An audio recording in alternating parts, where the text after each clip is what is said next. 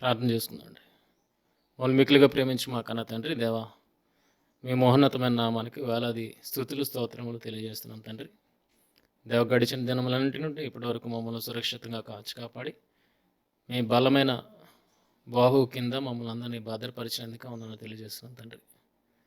దేవ ప్రపంచ పరిస్థితి మీకు తెలుసు తండ్రి. దేవ ప్రపంచ పరిస్థితులు దేవ ప్రపంచంలో అలముకున్న సంక్షోభం మీకు తెలుసు తండ్రి. దేవ ఈరోజు దానివల్ల అనేక మంది ఇబ్బంది పడుతుండగా దేవ మీరే కృపా కనికరాలు చూపించండి తండ్రి. దేవ ప్రతి ఒక్కరి కుటుంబంలో శాంతి సమాధానాలు నెలకొల్పమని ప్రార్థిస్తున్నాం తండ్రి. దేవ ఈ కరోనా మహమ్మారి నుండి దేవ ప్రజలు తండ్రి దేవ బయటికి రాగలిగేటట్లు సహాయం దయచేయండి. ఇప్పటికే దాని భయం గుప్పెట్లో ప్రజలందరూ బ్రతుకుచుంటుండగా దేవ దాని నుండి విముక్తిని ప్రసాదించమని దేవ ప్రజలందరూ మీ వైపుకు చూడగలిగే ఆ అద్భుత కార్యాన్ని మీరు దేవ ఈ సమాజంలో ఈ ప్రపంచంలో మీరు జరిగించమని మిమ్మల్ని ప్రార్థిస్తున్నాం తండ్రి. దేవ మరలా ఘనత మనిషి పొందేవాడిగా ఉండకుండా దేవ సర్వ ఘనతలు సర్వ మహిమలు మీకు దక్కేటట్లుగా తండ్రి మీరు కార్యాన్ని జరిగించి దేవ మీ పిల్లల పట్ల మేలైన కార్యాన్ని జరిగించమని మిమ్మల్ని ప్రార్థిస్తూ ప్రాధేయపడుతున్నాం తండ్రి. దేవ సంఘంలో ఉన్న ప్రతి ఒక్కరిని మీరు జ్ఞాపకం చేసుకొని పేరు పేరున ప్రతి ఒక్కరిని సంరక్షిస్తూ ఆయుష్ను ఆరోగ్యాన్ని దేవ సమృద్ధిని సమాధానాన్ని మీరు వారి జీవితాలలో మీరు అనుగ్రహిస్తున్న విధానాన్ని బట్టి వందనాలు తెలియజేస్తున్నాం తండ్రి. దేవ ఆత్మీయులందరి విషయం ప్రార్థన చేసిన తండ్రి వారిని కూడా క్షేమకరమైన స్థితిలో మీరు ఉంచారు. అందుని బట్టి వందనాలు తండ్రి. దేవ ఈరోజు ఎంతమంది అయితే దైవజనులు మరి ఆరాధన కార్యక్రమం నడిపిస్తున్నారో దేవ వారందరినీ జ్ఞాపకం చేసుకోనండి తండ్రి. దేవ మీకు మహిమకరంగా ప్రతి కార్యక్రమం జరుగులాగున సహాయం దయచేయండి. మాట్లాడుచున్న బోధకులకు తండ్రి మీ ఆత్మ సహాయాన్ని అనుగ్రహించి నడిపించమని దేవ మేలైన మాటలను సమాజానికి బోధించగలిగే స్థితిలో ప్రతి ఒక్కరు ఉండినట్లు సహాయం దయచేయమని మమ్మల్ని ప్రార్థిస్తున్నాం తండ్రి. దేవ ప్రతి ఒక్కరూ ప్రార్థన విజ్ఞాపనల ద్వారా ఈ ప్రపంచ పరిస్థితిని కొరకు ప్రార్థన చేస్తుంటుండగా దేవ మీరే సహాయ సహకారాలను అనుగ్రహించండి తండ్రి. దేవ చేరుతున్న ప్రతి విజ్ఞాపనను బట్టి తండ్రి దేవ మీరు స్పందించమని మేలైనది సమాజం పట్ల జరిగించమని మిమ్మల్ని ప్రార్థిస్తున్నాం తండ్రి. దేవ ఎంతోమంది నిరుద్యోగులుగా మరి మారిపోతుంటుండగా దేవ మరి కుటుంబాన్ని నడిపించుకొని ఆ స్తోమత వారికి లేకుండుటను బట్టి దేవ మమ్మల్ని ప్రార్థిస్తున్నాం తండ్రి. దేవ అటు స్థితి ఇంకనూ ఎవరికి కలగకుండా సహాయం దయచేయండి. మరి అటువంటి గడ్డు పరిస్థితుల్లో ఉన్న వారికి మీ కుమారులు మీరు తండ్రి మీ పక్షమున ఉన్న మీ కుమారులు సహాయపడి వారిని ఆదరించగలిగే స్థితిలో ఉండగలిగేటట్లు సహాయం దయచేయండి. ఇప్పటికే మీ పిల్లలైన వారు అనేకులకు సహాయపడుతున్నారు తండ్రి. అందుని బట్టి వందనాలు తెలియజేస్తున్నాం తండ్రి. దేవ ఇంకను మీ పిల్లలకు సర్వసమృద్ధిని అనుగ్రహించి దేవ సమాజంలో ఇలాంటి పరిస్థితుల్లో ఉన్న వారిని ఆదుకునే స్థితిలో ప్రతి ఒక్కరు ఉండేలాగున వాటి మనస్సును మరి వారికి దయచేయమని మిమ్మల్ని ప్రార్థిస్తూ ప్రాధేయపడుతున్నాం తండ్రి. దేవ ఈరోజు ఈ ఆరాధన కార్యక్రమం అంతట్లో మీరే తోడుగా ఉండండి. మీకు మహిమకరంగా నడిపించండి. మాట్లాడుచున్న నాకు సమయోచితమైన జ్ఞానాన్ని అనుగ్రహించండి తండ్రి. ఆత్మ సహాయముతో దేవ వాక్యపు లోతుల్లోనికి నేను వెళ్ళగలిగేటట్లుగా దేవ మీ ఉద్దేశాన్ని మీ పిల్లలకు బోధించగలిగే సామర్థ్యాన్ని ఆ నేర్పును నాకు అనుగ్రహించమని మిమ్మల్ని ప్రార్థిస్తున్నాం తండ్రి. దేవ మట్టి మెదడులో నుండి వచ్చిన ఉద్దేశాలు కాకుండా తండ్రి దేవ మీ ఉద్దేశాన్ని ఏదైతే వాక్యము ద్వారా మాకు అందించడానికి ప్రయత్నం చేస్తున్నారో దానినే మీ పిల్లలకు బోధించగలిగే ఆ సామర్థ్యతను అనుగ్రహించండి. దేవా అర్హత లేని మమ్ములను యోగ్యత లేని మమ్ములను తండ్రి ఈరోజు ఈ స్థితిలో మీరు నిలవబెట్టారు. అందుని బట్టి వందనాలు తెలియజేస్తాం తండ్రి. దేవా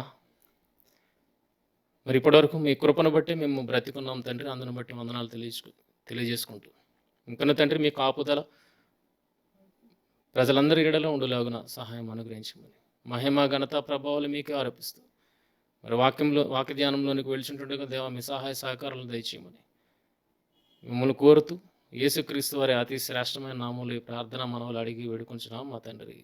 ఆమేన్. మొదటిగా దేవుడిచ్చిన ఈ మంచి అవకాశాన్ని బట్టి దేవాది దేవునికి క్రీస్తు వారి పేరట శుభవందనాలు తెలియజేస్తున్నాను. అలాగే కూడొచ్చిన మీ అందరికీ కూడా క్రీస్తు పేరట వందనాలు తెలియజేస్తున్నాను.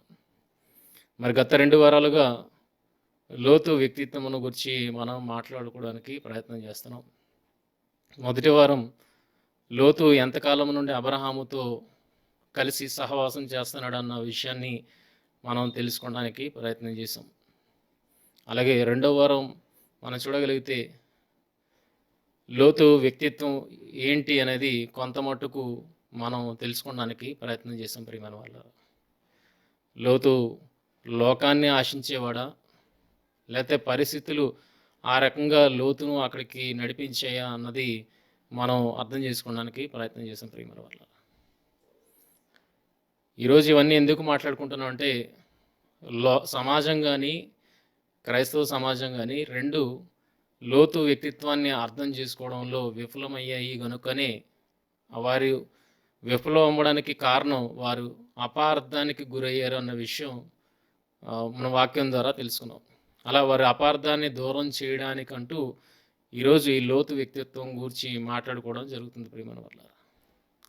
అసలు మాట్లాడాల్సిన అవసరం లేదు, ఎందుకంటే నూతన నిబంధనలో ఓ పరిపూర్ణ స్థితిని, భక్తుల జీవితాలు ఏంటి అనేది ఒక పరిపూర్ణ స్థితిని అక్కడ పొందుపరచడం జరిగింది. కనుక కొత్త నిబంధనలో మనం చూడగలిగితే లోతు నీతిమంతుడు అన్న విషయాన్ని, లోతు భక్తిపరుడు అన్న విషయాన్ని అక్కడ ప్రస్తావించడం జరిగింది ప్రియమైన వాళ్ళ. ఒకవేళ మంచి వ్యక్తిత్వం కనుక లేకపోతే ఆయన నీతిపరుడు అని కానీ ఆయన భక్తిపరుడు అని కానీ దేవుడు వారిని గూర్చిన సర్టిఫికెట్ ఇవ్వడు కదండి. కానీ ఇచ్చాడు అని అంటే ఇంకా లోతు వ్యక్తిత్వాన్ని తప్పు పట్టుకునే స్థితిలోనికి మనం వెళ్ళకూడదు. కానీ ఇవన్నింటినీ పక్కన పెట్టి ఈరోజు లోతు వ్యక్తిత్వాన్ని తప్పు పట్టడానికి సమాజం వెళ్ళిపోతుందని అంటే దాని అర్థం ఏంటంటే, సమాజం వెలిచూపును బట్టి వెలుపలి వారి మాటలను బట్టి అపార్థం చేసుకుందే కానీ బైబిల్లోని వ్రాయబడిన మాటలను బట్టి లోతు వ్యక్తిత్వాన్ని అర్థం చేసుకోవడానికి ప్రయత్నించలేదని, అందులో విఫలమైందని మనం గత వారం మాట్లాడుకున్నాం. ఈరోజు కూడా కొన్ని మాటలు సమాజ దృక్కోణంలో నుండి మనం ఆలోచించి అసలు లోతు వ్యక్తిత్వం ఏంటి అన్నది తెలుసుకోవడానికి ప్రయత్నం చేద్దాం ప్రియమైన వాళ్ళారా. దేవుడు అబ్రహామును పిలిచాడు. అబ్రహాము దేవుని పిలుపును అందుకున్న మేరకు అబ్రహాం ఎక్కడి నుండి బయలుదేరండి, కల్దీల దేశం నుండి సిరియా దేశానికి బయలుదేరాడు. మళ్ళీ సిరియా దేశం నుండి కనాన దేశానికి బయలుదేరినట్టుగా మనం వాక్యంలో చూడగలుగుతాం ప్రియమైన వాళ్ళారా. అయితే మంచివాడైన అబ్రహాముతో మంచివాళ్లే సహవాసంలో ఉండాలి, కొద్దిగా చెడ్డవాళ్ళు కూడా సహవాసంలో ఉండకూడదు. గనుకనే దేవుడు లోతును అబ్రహాము నుండి వేరుపరిచాడు అన్న విషయాన్ని మాట్లాడుతున్నారు. ఎందుకంటే సహవాసం, మంచివాళ్లతో సహవాసం మంచివాళ్లే కలిగి ఉండాలి. మరి వీళ్ళు అపార్థం చేసుకొని లోతు అక్కడ నుండి వేరుపడడాన్ని ఎలా అర్థం చేసుకున్నారంటే, దేవుడే లోతును వేరుపరిచాడు, అందుకే వారిద్దరి మధ్యన గొడవ వచ్చింది అన్న విషయాన్ని మనకి ప్రకటించడానికి ప్రయత్నం చేస్తున్నారు. ఇంతకీ నిజ విషయాలను మనం ఆలోచనలోనికి వెళ్ళగలిగితే అసలు ఇంతకీ ఎందుకు వెళ్ళాడు అనేది గత వారంలో మనం మాట్లాడుకున్నాం. నిజంగా అబ్రహాముకి లోతుకి పడకపోతే గనక పడకపోయి వాళ్ళిద్దరూ వేరైపోతే గనక మరలా అబ్రహాము సొదొము రాజు మిగిలిన రాజులతో ఓడిపోయి ఆ సొదొము వాళ్ళు ప్రజలు కానీ ఆస్తి కానీ దోపుడు సొమ్ముగా తీసుకుని వెళ్ళిపోతున్నప్పుడు అబ్రహాము లోతు తరపున యుద్ధం చేయడానికి వెళ్ళేవాడు కాదు ప్రియమైన వాళ్ళారా. కనుక అక్కడ వ్యక్తిగతమైన వివాదము లేదు అన్నట్లుగా అబ్రహాముకి కానీ లోతుకి కానీ అక్కడ వ్యక్తిగతమైన వివాదము లేదు అన్నట్లుగా ఈ సందర్భం చాలా చక్కగా మనకి వివరణ ఇస్తుంది. ఒకవేళ నిజంగా అబ్రహాము లోతు వ్యక్తిగతంగా వారు ఇరువురు వేరుపడిపోయి ఉంటే గనక, ఇష్టం లేక వేరుపడ్డారు అని అనుకుంటే గనక, లోతు ఇలాంటి ప్రమాదంలో చిక్కుకున్నాడన్న విషయం తెలుసుకున్న తర్వాత అబ్రహాము లోతుని కాపాడడానికి పరిగెట్టేవాడు కాదు. రెండవది మనం చూడగలిగితే అబ్రహామును పిలిచాడు దేవుడు, లోతును పిలలేదు గనక లోతును సెపరేట్ చేసిన తర్వాతే అబ్రహాంతో దేవుడు మాట్లాడాడు అన్న మాట వారు మాట్లాడడం మనం చూస్తున్నాం. నిజంగా దేవుడే వేరుపరిచాడు, దేవుడే అబ్రహామును లోతును వేరుపరిచాడు అనుకుంటే గనక దేవుడు మళ్ళా లోతు విషయాన్ని అబ్రహాము గారి దగ్గర ప్రస్తావించకూడదు. అక్కడ చూడగలిగితే సొదొమోను నాశనం చేసేస్తున్నాను, అక్కడ లోతు ఉన్నాడు కనుక సొదొమోను నాశనం చేసేస్తున్నాను, ఈ విషయం అబ్రహాముకు తెలియకుండటం ఇష్టం లేదు అని ఆ లోతు విషయాన్ని అబ్రహామునకు జ్ఞాపకం చేస్తున్నట్టుగా మనకు కనబడుతుంది. ఒకవేళ నిజంగా దేవుడే వేరుపరిస్తే ఇక లోతు ప్రస్తావన అబ్రహాం దగ్గరికి తీసుకురాకూడదు కదా. కానీ అబ్రహాము దగ్గరికి తీసుకుని వస్తున్నాడు అని అంటే దేవుడు అక్కడ లోతును వేరుపరచలేదు అన్న విషయాన్ని మీరు అర్థం చేసుకోవాలి. రెండో సందర్భంలో చూడగలిగితే లోతును దేవుడే వేరుపరిచాడు అని అనుకుంటే గనక, పోనీ వ్యక్తిగతంగా అబ్రహాముకి సన్నిహితుడు గనక లోతును కాపాడడానికి అబ్రహాము వెళ్ళుండొచ్చు. అయితే దేవుడు అబ్రహాము యుద్ధం చేసిన తర్వాత అలసిపోయినందుకు అక్కడ మెల్కీసెదెకును పంపించి రొట్టె ద్రాక్ష రసాన్ని ఇప్పించడం మనం చూస్తాం. ఆ సందర్భాన్ని మనం చూడగలిగితే ఆదికాండము 14వ అధ్యాయము 18వ వచనం చూడండి. మరియు షాలేము రాజైన మెల్కీసెదెకు రొట్టెను ద్రాక్షరసమును తీసుకొని వచ్చెను. అతడు సర్వోన్నతుడైన దేవునికి యాజకుడు. అప్పుడతడు అబ్రహామును ఆశీర్వదించి ఆకాశమునకును భూమికిను సృష్టికర్తయును సర్వోన్నతుడైన దేవుని వలన అబ్రహాము ఆశీర్వదింపబడును గాక అనియు నీ శత్రువులను నీ చేతికి అప్పగించిన సర్వోన్నతుడకు దేవుడు స్తుతింపబడును గాక అని చెప్పాను. అప్పుడతడు అబ్రహాము గారు అతనికి అన్నింటిలో 10వ వంతు ఇచ్చారు. సొదొమ రాజు మనుషులను నాకిచ్చి ఆస్తిని నీవే తీసుకోమని అబ్రహాముతో చెప్పగా, అబ్రహాము నేను అబ్రామును ధనవంతునిగా చేసి తినని నీవు చెప్పకుండానట్లు ఒక నూలు పోగైనను చెప్పుల వారైనను నీ వాటిలో ఏదైనాను తీసుకొననని ఆకాశమునకును భూమికిని సృష్టికర్తయగు సర్వోన్నతుడగు దేవుడనైన యెహోవా ఎదుట నా చేయి ఎత్తి ప్రమాణము చేసి ఉన్నాను. అయితే ఈ పడుచువారు భుజించినది తప్ప అని అంటున్నారండి. ఈ పడుచువారు అందరూ ఎవరితో పాటు వెళ్ళిన వాళ్ళు? అబ్రహాము దగ్గర నుండి ఈ పడుచువారు 300 మందిగా లోతును కాపాడడానికి సొదొమ గొమొర్రా రాజును విడిపించడానికి వెళ్ళినట్లుగా మనకు కనబడుతుంది. ఈ వీళ్ళు ఆకలితో ఉన్నారా లేదండి? ఈ పడుచువారు తిన్నది, ఈ పడుచువారు భుజించినది తప్ప అంటే వాళ్ళు భుజించారంటే ఆకలితో ఉన్నారన్న విషయం మనకు అర్థమవుతుంది. అలాగే అబ్రహాముకు షాలేము రాజు రొట్టె ద్రాక్షరసాన్ని తీసుకుని వచ్చారంటే యుద్ధంలో అబ్రహాం కూడా ఏమై ఉన్నాడండి? అలసిపోయినట్లుగా కనబడుతుంది. ఇప్పుడు ఎవరి కోసం అలసిపోయాడు? లోతును కాపాడడం విషయంలో, లోతును మిగిలిన రాజుల నుండి రక్షించడం విషయంలో అలసిపోయినట్లుగా కనబడుతుంది. అలా అలసిపోయిన వాడికి దేవుడు రొట్టె ద్రాక్షరసాన్ని పంపించినట్లుగా మనకు కనబడుతుంది. ఒకవేళ నిజంగా దేవుడే అబ్రహామును లోతును వేరుపరిచి ఉంటే గనక, అబ్రహాము తన బంధువుడు అని ఆ మేరకు లోతును కాపాడడానికి వెళ్ళుంటే గనక దేవుడు కలుగు చేసుకోకూడదు కదండి. కానీ ఇక్కడ దేవుడు కలుగు చేసుకొని అబ్రహాము ఆకలి తీర్చడమే కాకుండా, ఇదిగో నీ శత్రువులను నీ చేతికి అప్పగించిన దేవుడు స్తుతింపబడును గాక అని అబ్రహాము శత్రువుల కింద మాట్లాడుతున్నాడు. కనుక ఆలోచించగలిగితే, ఈ సందర్భాలన్నింటినీ ఆలోచించగలిగితే, ఈరోజు మనం అపార్థం చేసుకున్నాం. ఏమని? దేవుడు అబ్రహాము నుండి దూరం చేశాడు లోతునని. లేకపోతే వాళ్ళిద్దరికీ మధ్యన వివాదం రేగింది గనక వాళ్ళిద్దరూ ఒకరికొకరు వ్యక్తిగతముగా వేరుపడ్డారు అన్న విషయాన్ని మనం అపార్థం చేసుకున్నాం. కానీ అక్కడ జరిగిన సిచ్యుయేషన్ని చూడగలిగితే ఆ పనివారికి గొడవ జరిగింది, వీళ్ళకి గొడవ జరగలేదు. ప్రియమైన పనివారికి గొడవ జరిగింది గనక అబ్రహాము అక్కడ ఉండిపోయాడు, నెగబులో ఉండిపోయాడు. లోతు కన్నులెత్తి ఎక్కడ సొదొమ గొమొర్రా ప్రాంతాలను చూసి అక్కడికి వెళ్ళిపోయినట్లుగా మనకు కనబడుతుంది.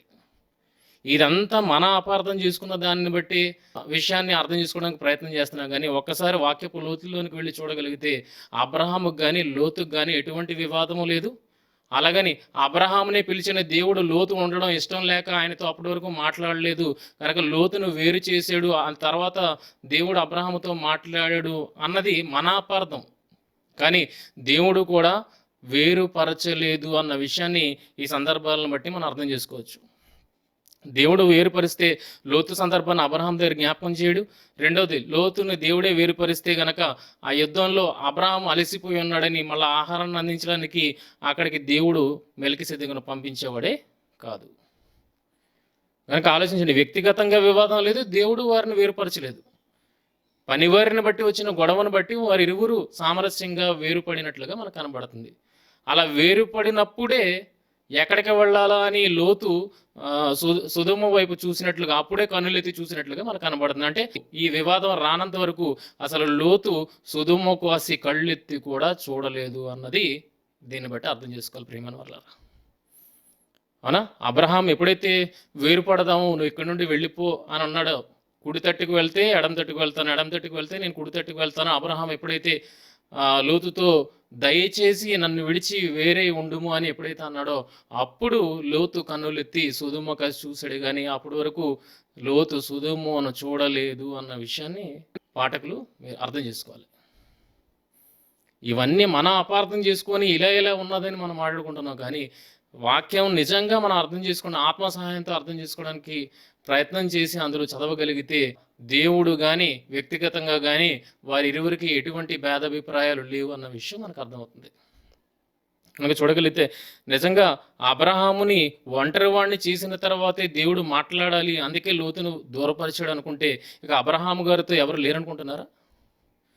ఒకవేళ అబ్రహాము ఒంటరిగా ఉన్నప్పుడే దేవుడు మాట్లాడాలి అనుకుంటే కనుక ఇంకా అబ్రహాముతో పాటు ఎవరు ఉండకూడదు, శారా కూడా ఉండకూడదు. కానీ అబ్రహాం గారితో ఎవరెవరు ఉన్నారని మీరు వాక్యంలోకి వెళ్ళి చూడగలిగితే అబ్రహాం గారితో పాటు ఎవరెవరు వచ్చారు చూడండి. ఆదికాండము 12వ అధ్యాయం 5వ వచనం. అబ్రహాము తన భార్య అయిన శారాయిని తన సహోదరుని కుమారుడైన లోతును హారానులో తానును వారును ఆర్జించిన యావదాస్తిని వారు సంపాదించిన సమస్తమైన వారిని, అంటే మనుషులను కూడా వాళ్ళు సంపాదించుకున్నారు అన్న విషయం అర్థమవుతుంది. అంటే అబ్రహాము గారు సిరియా దేశం నుండి వస్తున్నప్పుడు ఉట్టిగా రాలేదండి, ఉట్టి చేతులతో ఏదో జంతువులను లేదా పశువులను పెట్టుకొని శారా లోతుతో పాటు రాలేదు. వాళ్ళు ఇంకెవరితో పాటు వచ్చారు? సంపాదించిన ఆస్తితో పాటు వచ్చారు. అలాగే వారు సంపాదించిన వారితో పాటు వచ్చినట్లుగా కనబడుతుంది. యావదాస్తిని వారు సంపాదించిన సమస్తమైన వారిని అంటే అబ్రహాము శారా లోతుతో పాటు చాలామంది వచ్చినట్లుగా మనకు కనబడుతుంది. ప్రియమైన వాళ్ళారు, చాలామంది వచ్చినట్లుగా కనబడుతుంది. మళ్ళీ చూడగలిగితే ఆదికాండం 15వ అధ్యాయము 2-3 వచనాలు చూడండి ఏమంటున్నాడు. అందుకు అబ్రహాము, ప్రభువైన యెహోవా నాకు ఏమి ఇచ్చిననేమి, నేను సంతానము లేనివాడనే పోవచ్చున్నాను. దమస్కు ఎలియాజరు నా ఇంటి ఆస్తికర్త అవును కదా. అంటే దమస్కు ఎలియాజర్ అంటే వీళ్ళు ఈ మనుషులందరినీ ఎక్కడ సంపాదించుకున్నారు? సిరియా దేశంలో ఉన్నప్పుడు సంపాదించుకున్నారు. ప్రియమైన వీరందరినీ ఎప్పుడు సంపాదించుకున్నారు? సిరియా దేశంలో ఉన్నప్పుడు సంపాదించుకున్నారు. ఇప్పుడు కనాను దేశంలో ఉన్న అబ్రహాము ఎవరిని గూర్చి ఉద్దేశించి మాట్లాడుతున్నాడు? సంతానం లేదని యెహోవాతో మాట్లాడుతూ, ఇదిగో దమస్కు ఎలియాజరు నా ఆస్తికి కర్త కాడా? మరియు అబ్రహాము, ఇదిగో నాకు సంతానం ఇయ్యలేదు గనక నా పరివారము అని అంటున్నాడండి. అంటే ఒంటరిగా దేవుడు అబ్రహాముతో మాట్లాడాలి అనుకున్నప్పుడు ఒంటరివాడిగానే పిలిచాడు అనుకున్నప్పుడు ఆయనతో పాటు ఎవరు ఉండకూడదు, అందుకే లోతును వేరు చేసేసాడని మనం ఒకవేళ మాట్లాడితే కనుక ఆయనతో పాటు ఇంకెవ్వరూ ఉండకూడదు. కానీ అబ్రహాముతో పాటు ఎవరున్నారో మనం చూడగలిగితే సిరియా దేశం నుండి ఎంతమందిని అయితే వారు సంపాదించుకున్నారో, మనుష్యులను ఎంతమందిని అయితే వారు సంపాదించుకున్నారో వాళ్ళు కూడా ఉన్నట్లుగా మనకు కనబడుతుంది. ప్రియమైన వారలారా, ఇంకా చూడగలిగితే అక్కడ ఏమన్నారు చూడండి. మరల కింద వచ్చును, మరి అబ్రహాము, ఇదిగో నువ్వు నాకు సంతానం ఇయ్యలేదు,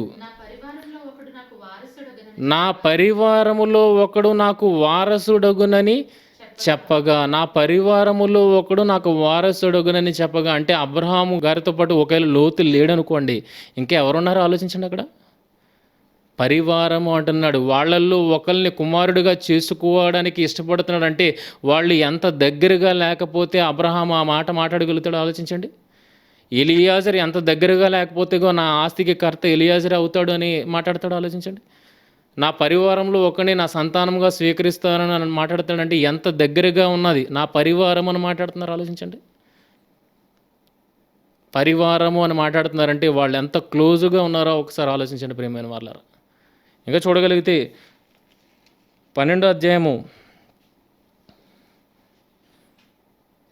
16వ వచనం చూడండి.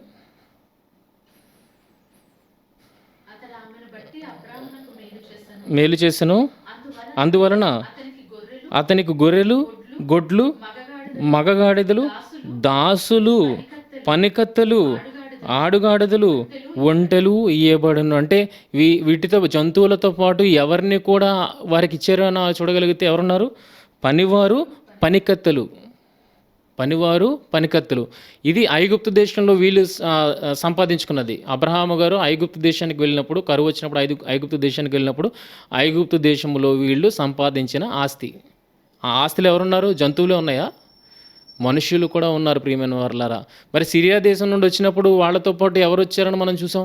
వారు సంపాదించిన వారు అన్నట్టుగా చూసాం. వీళ్ళందరినీ కలిపి ఇప్పుడు 15వ అధ్యాయంలో ఏమని అంటున్నాడు అబ్రహాము గారు ఏమని అంటున్నారు? నా పరివారము అని అంటున్నారు ప్రియమైన వారులారా. ఇంకా చూడగలిగితే ఆదికాండము 14వ అధ్యాయము 14వ వచనం నుండి 14వ అధ్యాయం 14వ వచనం నుండి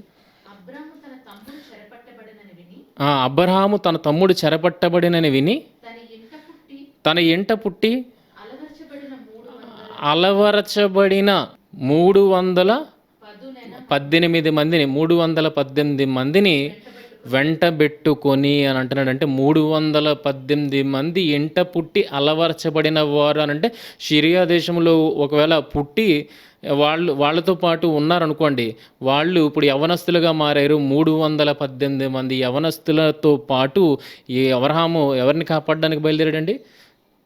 సొదొమ రాజును అలాగే లోతును, ఆ సొదొమ ప్రజల ఆస్తిని కాపాడడానికి అబ్రహాము వీరితో పాటు బయలుదేరినట్టుగా మనకు కనబడుతుంది ప్రియమైన వాళ్ళరా. అంటే అబ్రహాముతో పాటు లోతే ఉన్నాడా? చాలామంది ఉన్నారా? చాలామంది ఉన్నారు ప్రియమైన వారు. అబ్రహాము గారితో పాటు చాలామంది ఉన్నారు. వారిని అబ్రహాము గారు ఎలా ట్రీట్ చేస్తున్నారంటే నా పరివారము అన్నట్టుగా ట్రీట్ చేస్తున్నారు. నా పరివారము ఏంటి? ఎంతమంది పరివారం ఉంటుండగా లోతు ఒకడే ఎక్కువైపోయాడండి. ఎంతమంది పరివారముగా ఉంటుండగా లోతు ఒకడే ఎక్కువైపోయాడా? లోతును వేరుపరిచాడు. లోతును వేరుపరచగానే దేవుడు మాట్లాడాడు అని మనం మాట్లాడుకుంటున్నాం. నిజంగా ఒంటరివాడుగా ఉన్నప్పుడే దేవుడు మాట్లాడాలి అనుకుంటే గనక అబ్రహాము గారితో వీళ్ళందరూ ఉండకూడదు, అబ్రహాము గారితో శారమ్మ గారు కూడా ఉండకూడదు. చూడండి, మీ మాటను ఎవరైతే అపార్థానికి దీన్ని తీసుకొని వెళ్ళారో వీళ్ళ మాటనే వ్యతిరేకిస్తుంది ఇది. అబ్రహాము గారితో ఎవ్వరూ ఉండకూడదు అని అనుకున్నప్పుడు అబ్రహాము గారిని లోతును అందుకే వేరుపరిచాడు దేవుడు అన్నప్పుడు మిగిలిన వారు ఎవరు అబ్రహాముతో ఉండకూడదు. కానీ అబ్రహాము గారితో ఎంతమంది ఉన్నారు చూడండి.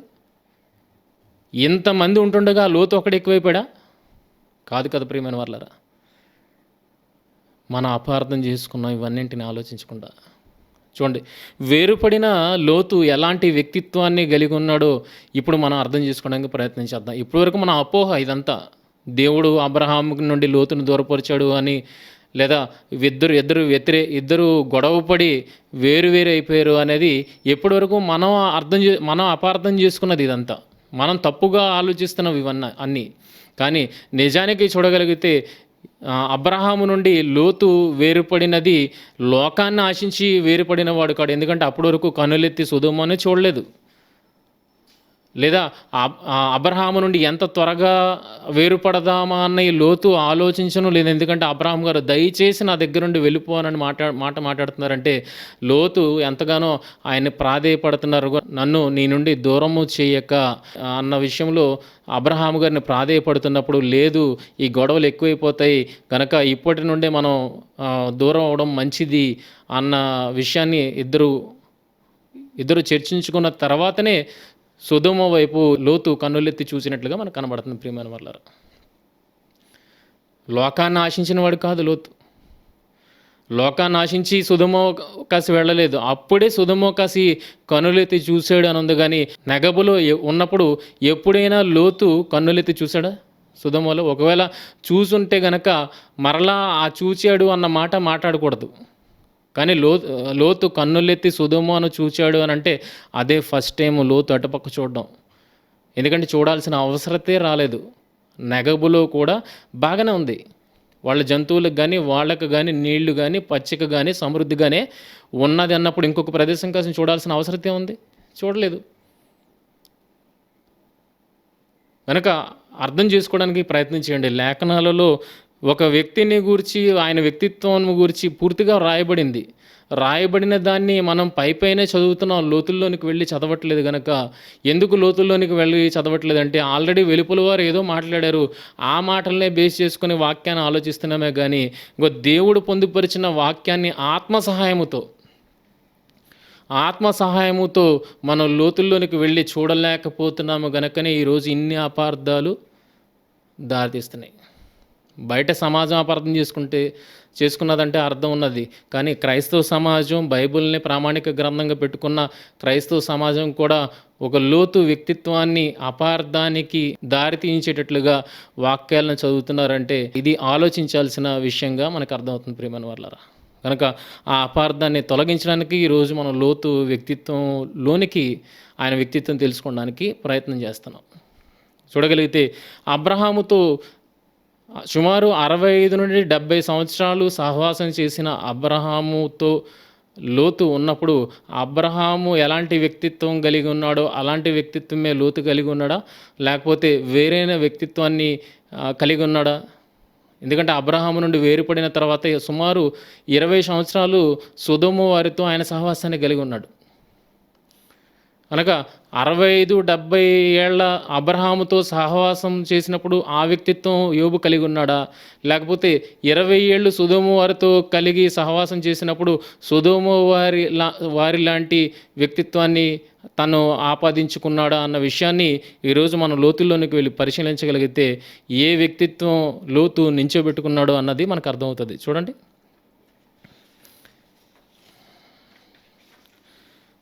మనందరికీ తెలుసు దేవుడు మనందరికీ ఆజ్ఞలను ఇస్తూ ఆ ఆజ్ఞల్లో మనకి ఇచ్చిన మాటను మనం చూడగలిగితే హెబ్రీయులకు రాసిన పత్రిక 13వ అధ్యాయము 1వ వచనం నుండి చూడండి. హెబ్రీయులకు రాసిన పత్రిక 13వ అధ్యాయం 1వ వచనం నుండి, సహోదర ప్రేమ నిలువరముగా ఉండనీయుడి. అదేనండి యేసుక్రీస్తు వారు వచ్చిన తర్వాత మనకిస్తున్న 2 ప్రధానమైన ఆజ్ఞలను మనం చూడగలిగితే, ఒకటి నీ తండ్రి అయిన దేవుణ్ణి పూర్ణ మనసుతోనూ పూర్ణ ఆత్మతోనూ పూర్ణ హృదయముతోనూ నీ తండ్రి అయిన దేవుణ్ణి ప్రేమించాలన్నది. రెండోది నిన్ను వలె నీ పొరుగు వారిని ప్రేమించాలన్నది. సో ఈ ఆజ్ఞలను మరలా హెబ్రీ పత్రికలో ఆ గ్రంథకర్త మరలా జ్ఞాపకం చేస్తూ ఏమని మాట్లాడుతున్నాడో చూడగలిగితే, సహోదర ప్రేమ నిలువరముగా ఉండనీయుడి, ఆదిత్యము చేయుట మరువకడి, దాని వలన కొందరు ఎరుగకయే దేవదూతలకు ఆతిథ్యము చేసిరి. ఎరుగకయే దేవదూతలకు ఆతిథ్యము చేసిరి. చూడండి, నిజంగా ఈరోజు మనం యేసుక్రీస్తు వారు వచ్చిన తర్వాత ఆయన బోధల్లోనికి వెళ్ళిన తర్వాత మనం అర్థం చేసుకుంటున్నది ఏంటంటే, ఇదిగో సహోదర ప్రేమ అంటే ఇంకో ఇది వాడి సంరక్షణ కూడా, వారి బరువు బాధ్యతలు కూడా మనం చూడాలి అన్న విషయం మనకు అర్థమవుతుంది. ఆ సహోదర ప్రేమ నిలువరగా ఉండనీయడంటే మాటలతో ఉంచమని అంటున్నాడా? లేదు. ఇప్పటివరకు మాటలతోనే ప్రపంచం అంతా నడిచింది. కానీ దేవుడు సహోదరుని ఎలా ప్రేమించాలన్నది కిందకు చూపెడుతూ మాట్లాడుతున్నామంటే మాటలతో కాదు ప్రేమించడం. ఎలా ప్రేమించాలి? చేతలతో ప్రేమించాలి అని చెబుతూ సహోదర ప్రేమ నిలువరముగా ఉండనీయుడి అన్న తర్వాత ఏం చెప్తున్నాడు చూడండి, ఆతిథ్యము చేయటం మరవకండి. ఇదొక ఆజ్ఞగా మనకి ఇస్తున్నాడు ప్రేమను వారు. నిజంగా సహోదరులను ప్రేమించేవారుగా మీరున్నారనుకోండి, మీ ఇంటికి వచ్చిన ఆ సహోదరునికి ఆతిథ్యం ఇవ్వకుండా పంపించకండి అన్న విషయాన్ని చెప్తున్నాడు. ఇది ఈరోజు మనం కొత్త నిబంధనలను యేసుక్రీస్తు వారిని విశ్వసించిన తర్వాత మనం నేర్చుకుంటున్న లక్షణాలు. దేవుడు ఎక్కడ ఆనందిస్తాడు అన్న విషయాన్ని మనం ఇప్పుడు కొత్త నిబంధనలోకి వచ్చిన తర్వాత, యేసుక్రీస్తు వారిని విశ్వసించిన తర్వాత దేవుని బట్టి మనం నేర్చుకుంటున్న విషయాలు ప్రియమైన వారలారా. కానీ ఏదైతే ఈరోజు సహోదర ప్రేమ కలిగి ఉండాలి, ఆతిథ్యం ఇవ్వడం మరొకడు అని ఆజ్ఞపూర్వకంగా మనం తెలుసుకుంటున్నామో, దీనిని ఎరుగని వారుగా ఉన్నప్పుడే, అంటే ధర్మశాస్త్రము లేనప్పుడే దీనిని వారు పాటించారు అన్న విషయం మనకు లోతు సందర్భంలో అర్థమవుతుంది ప్రియమైన వాళ్ళారా. వారి ఎరుగకయే దేవదూతలకు ఆతిథ్యము ఇచ్చిరి. చూద్దామా? ఇప్పుడు చూడండి, అబ్రహాము గారితో సహవాసం చేసిన సహవాసం లోతులో నిలబడిందా, లేదా సొదొమ గొమొరలో 19 సంవత్సరాలు ఉన్నప్పుడు, లేదా 20 సంవత్సరాలు ఉన్నప్పుడు ఆ సొదొమ వాళ్ళ వ్యక్తిత్వం నిలబడిందా అనేది మనం చూడగలిగితే, మొదట 18వ అధ్యాయము, ఆదికాండం 18వ అధ్యాయము ప్రారంభవచనం నుండి మనం చూడగలిగితే, మొదటి నుండి 5 వచనాలు చూడండి. మరియు మమ్రే దగ్గర ఉన్న సింధూర వనములో అబ్రహాము ఎండవేళ గుడారపు ద్వారమునొద్ద కూర్చుని ఉన్నప్పుడు యెహోవా అతనికి కనబడెను. అతడు కన్నులెత్తి చూచినప్పుడు ముగ్గురు మనుషులు అతని యొద్ద నిలువబడి ఉండిరి. అతడు వారిని చూచి గుడారపు వాకిటి నుండి వారిని ఎదుర్కొనుటకు పరిగెత్తి నేల మట్టుకు వంగి, ప్రభువా, నీ కటాక్షము నా మీద ఉన్న ఎడల ఇప్పుడు నీ దాసుని దాటిపోవద్దు, నేను కొంచెం నీళ్లు తెప్పించదను, దయచేసి కాళ్ళు కడుగుకొని ఈ చెట్టు కింద అలసట తీర్చుకొనుడి, కొంచెము ఆహారము తెచ్చదను, మీ ప్రాణములను బలపరుచుకొనుడి, తరువాత మీరు వెళ్ళవచ్చును, ఇందు నిమిత్తమే కదా మీరు మీ దాసుని యొద్దకు వచ్చితిరనను, వారు నీవు చెప్పినట్లు చేయము అని అన్నారు అండి.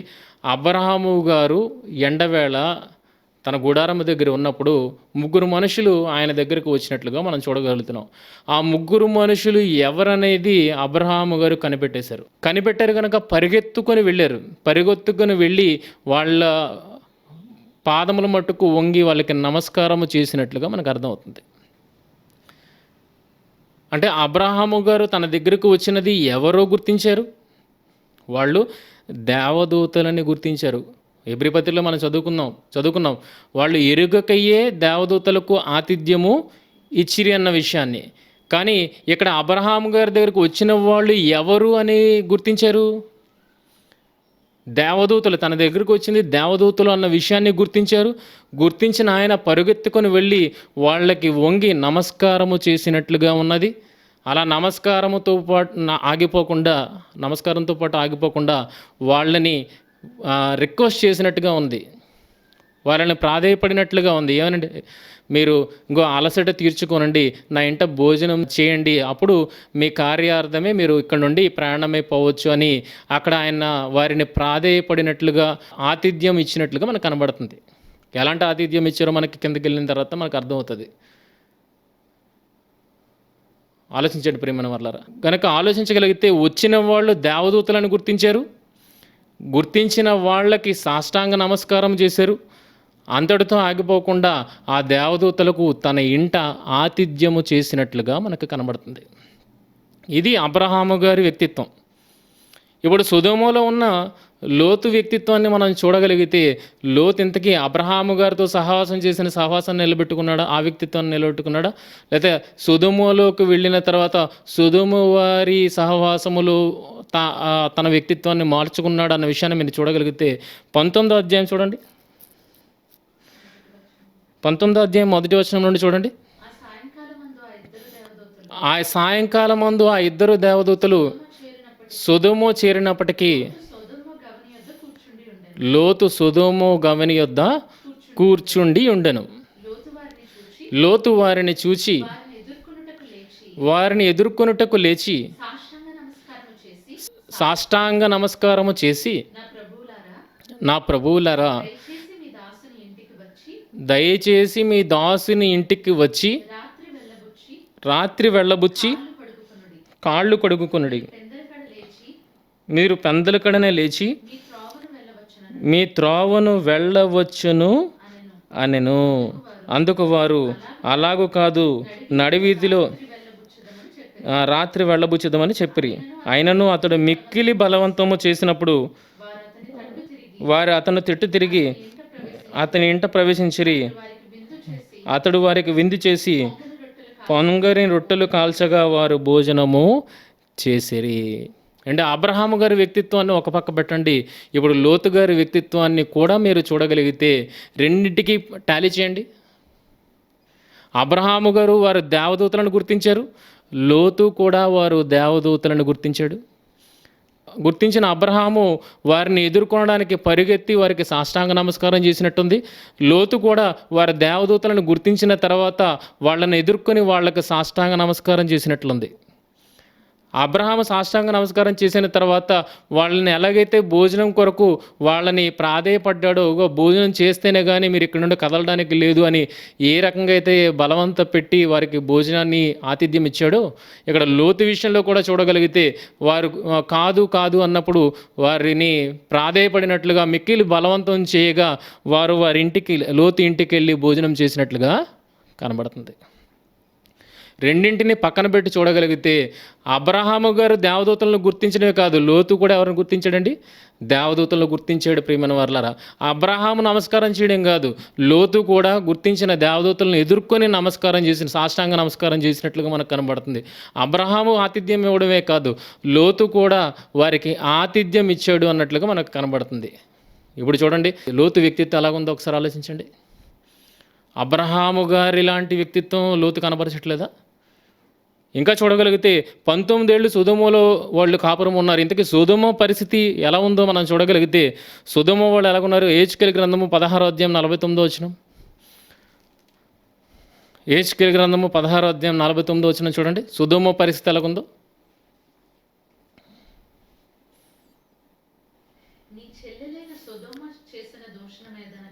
నీ చెల్లెలైన సొదొమ చేసిన దోషమేదనగా దానికిని దాని కుమార్తెలకును కలిగిన గర్వమును ఆహార సమృద్ధియు నిర్విచారమైన సుఖస్థితియు అనునదియే.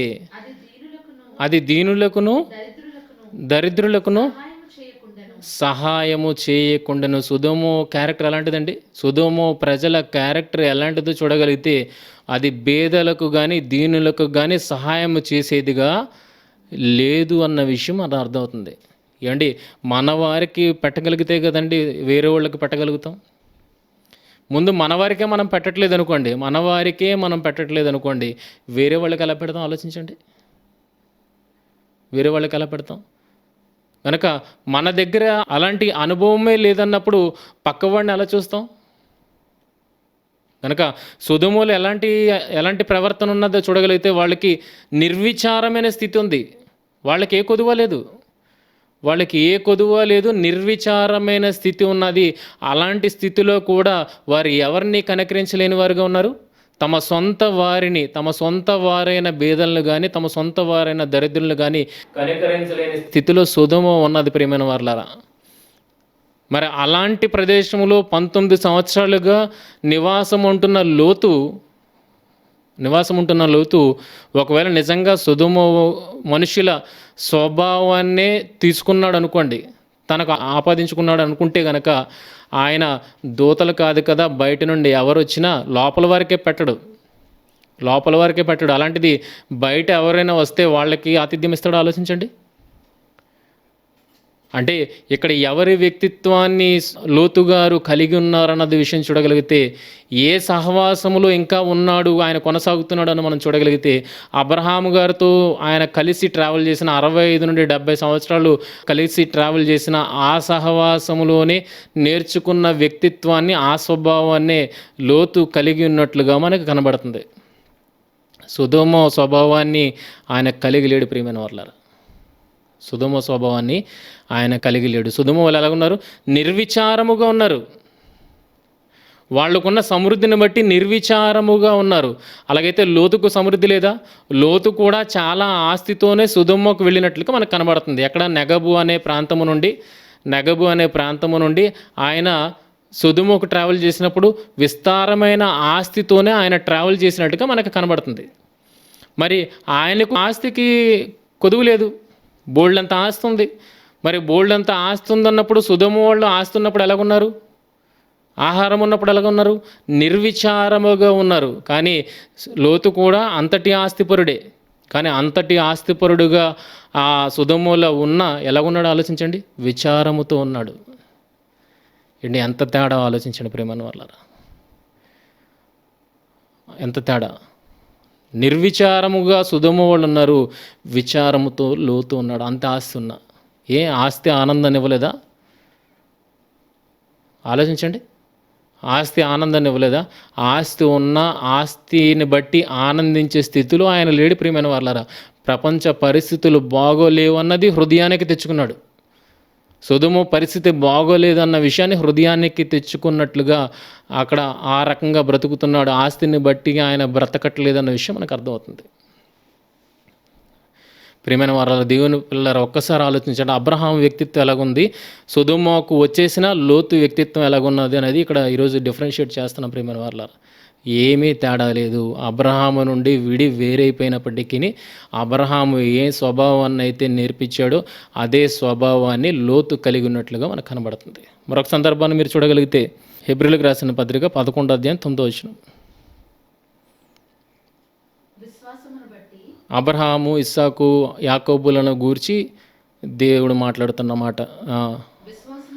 విశ్వాసమును బట్టి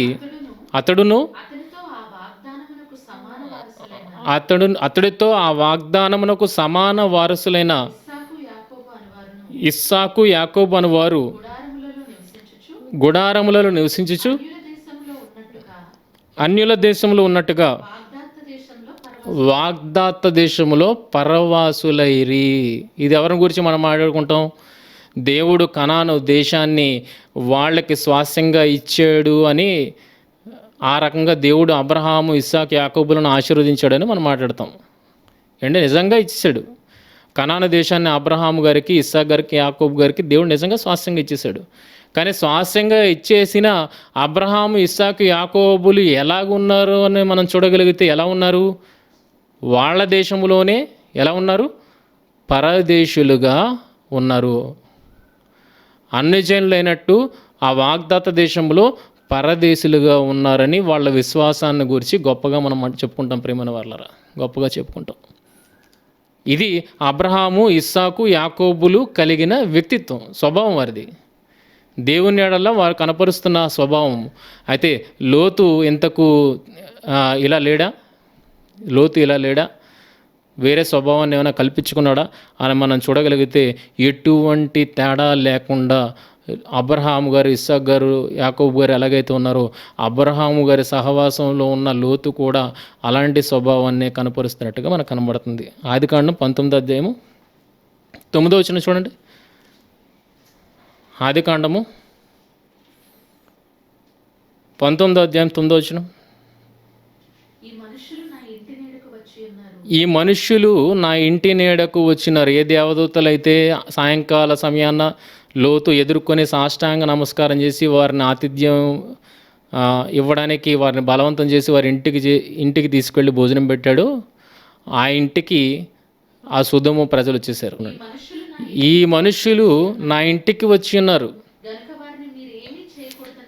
కనుక వారిని మీరేమీ చేయకూడదు అని చెప్పినప్పుడు వారు నీవు అవతలకి పొమ్ము అనేరి. ఎవరు? సొదొమ ప్రజలు సొదొమలో నివాసం ఉంటున్న లోతుని అవతలకి పొమ్ము అని అన్నారు. మరియు వారు వీడెవడో మనలోనికి పరదేశిగా వచ్చి తేర్పరిగా ఉండజూచుచున్నాడు కాగా వారికంటే నీకు ఎక్కువ కీడు చేసేదమని చెప్పి లోతు అను ఆ మనుష్యుని మీద దొమ్మిగా పడి పగలగొట్టుటకు సమీపించిరి. ఏంటి, సొదొమ మనుషులు లోతుతో ఏమని మాట్లాడుతున్నారు? సొదొమ మనుషులు 19 సంవత్సరాలుగా సొదొమలో కాపురం ఉంటున్న లోతుతో ఏమని మాట్లాడుతున్నారు? వీడెవడో మనలోనికి పరదేశిగా వచ్చి తీర్పరిగా నుండగోరుచున్నాడు. ఏంటి, లోతు కోసం అదే సొదొమ ప్రజలు మాట్లాడుతున్న మాట ఏంటి. 19 సంవత్సరాలు అయిపోయిన తర్వాత ఆయన పరదేశీ అని మాట్లాడతారా, లేకపోతే మనలోని వాడు అని మాట్లాడతారా? ఆలోచించండి. మనలో 20 సంవత్సరాలు గడిచిపోయిన తర్వాత ఎవరైనా పరదేశీ అని మాట్లాడతారండి? బయట నుండి వచ్చాడని మాట్లాడతారా, లేకపోతే కలిసిపోయాడు అని మాట్లాడతారా? ఈరోజు చాలామంది వేరే వేరే ప్రాంతాలకి, లేకపోతే ఇప్పటికీ ఆంధ్రప్రదేశ్లో మరాఠీ వాళ్ళు చాలామంది ఉన్నారు, లేకపోతే వేరే వేరే దేశాల వాళ్ళు, వేరే వేరే రాష్ట్రాల వాళ్ళు మన రాష్ట్రంలో ఉన్నారు. ఇప్పుడు మన రాష్ట్రంలో ఎన్నో సంవత్సరాలుగా వాళ్ళు ఉండిపోయినప్పుడు వాళ్ళని మన పరదేశులు అంటున్నాం, మన వాళ్ళు అంటున్నామా? మనలో కలిసిపోయారు. 20 సంవత్సరాల తర్వాత ఇంకా వేరువారు అన్న భావం ఉండదు ప్రియమైన వాళ్ళ. కలిసిపోయి వారితో పాటు మనం కొనసాగిపోతాం. కానీ 19 సంవత్సరాలు 20 సంవత్సరాలు అయినప్పటికీ కూడా సొదొమ ప్రజలు లోతును గురించి, సొదొమలో 19 సంవత్సరాలుగా కాపురం ఉంటున్న లోతును గురించి ఏమని మాట్లాడుతున్నాడు? పరదేశిగా ఉండవచ్చి అని మాట్లాడుతున్నారంటే ఎవరిని బట్టి లోతును పరదేశి అన్నట్టుగా మాట్లాడుతుంది? లోతును పరదేశి అన్న మాట్లాడుతుంది అంటే లోతు గారు సొదొమ ప్రజలతో కలవలేదు అన్న విషయం మనకు అర్థమవుతుంది ప్రియమైన వాళ్ళ. లోతు గారు సొదొమ ప్రజలతో కలవలేదు. అందుకే సొదొమ ప్రజలు ఇంకా ఆయనను పరదేశిగానే ఎంచుతున్నారు. అదే గనక వాళ్ళ స్వభావాన్ని అలవరుచుకొని సొదొమలో లోతు కూడా వాళ్ళతో పాటు కలిసి ట్రావెల్ చేశాడు అనుకోండి, పరదేశి అనేవాళ్ళ? లేదే, పరదేశి అనేవాళ్ళు కాదు కదా. కానీ వాళ్ళు పరదేశి అని లోతును గురించి మాట్లాడుతున్నారంటే, ఇంకా తన వాడిగా గుర్తించని వారుగా మాట్లాడుతున్నారంటే లోతు వారితో కలవాలని అనుకోలేదు. చూడండి, ఇంకా లోతు కలవడానికి ఎంత ఛాన్స్ ఉందో, లోతు సొదొమ ప్రజలతో మింగిల్ అవ్వడానికి ఎంత ఛాన్స్ ఉందన్నది మనం విషయం చూడగలిగితే ఆదికాండము 14వ అధ్యాయము 17వ వచనం. ఆదికాండము 14వ అధ్యాయం 17వ వచనం.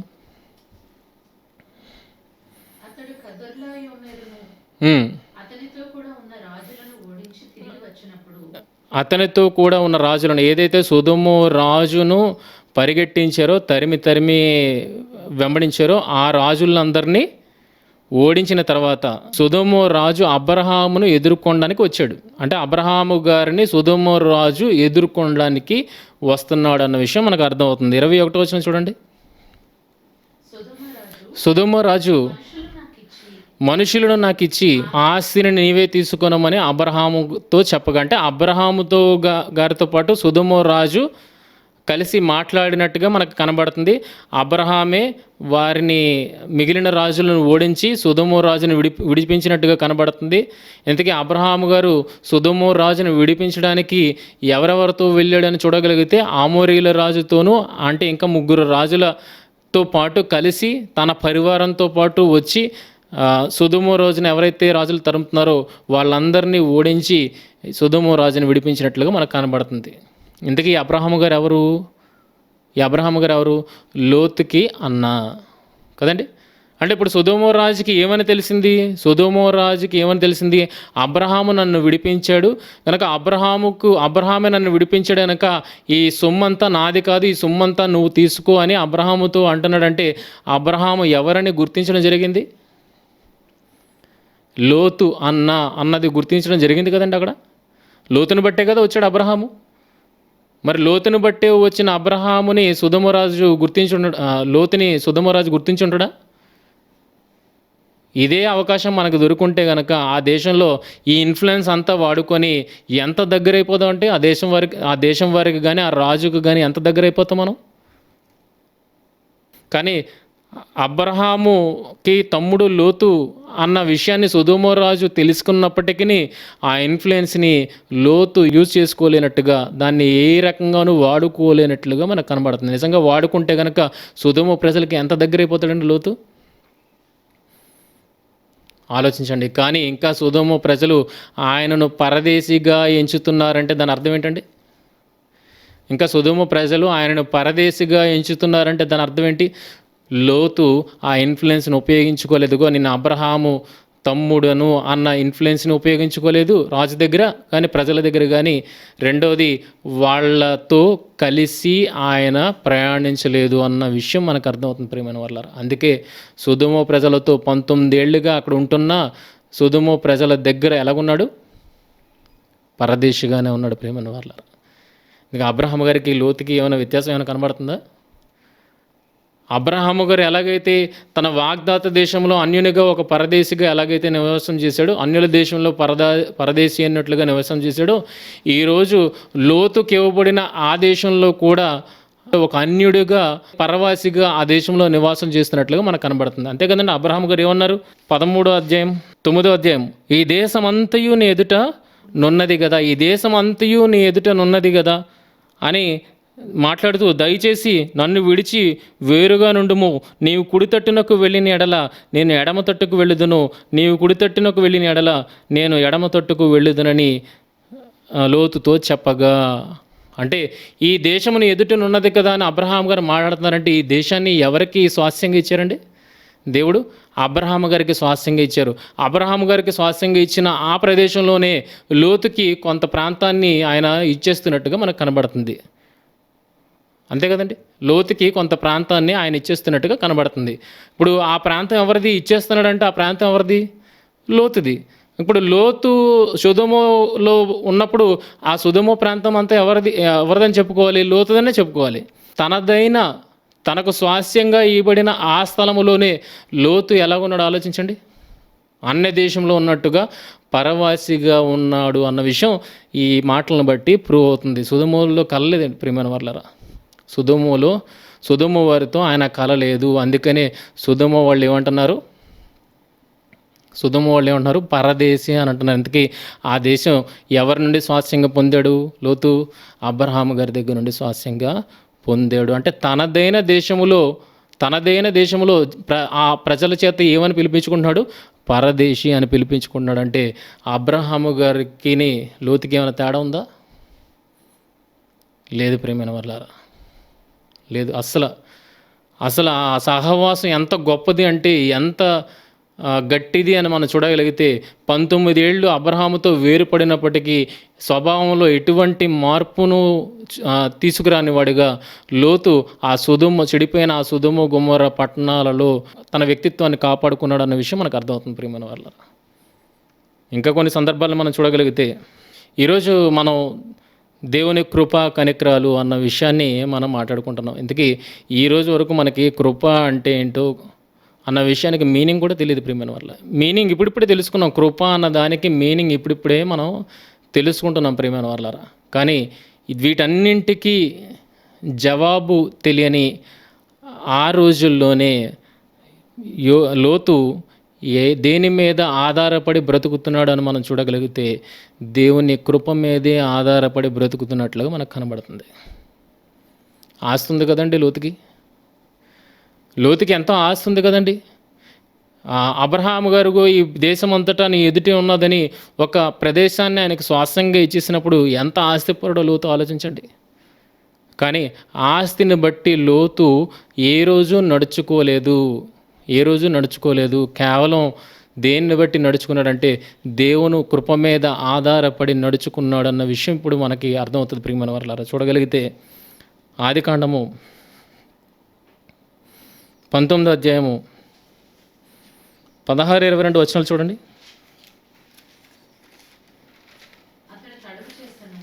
అతడు తడువు చేసెను, అప్పుడు అతని మీద యెహోవా కనికరపడుట వలన.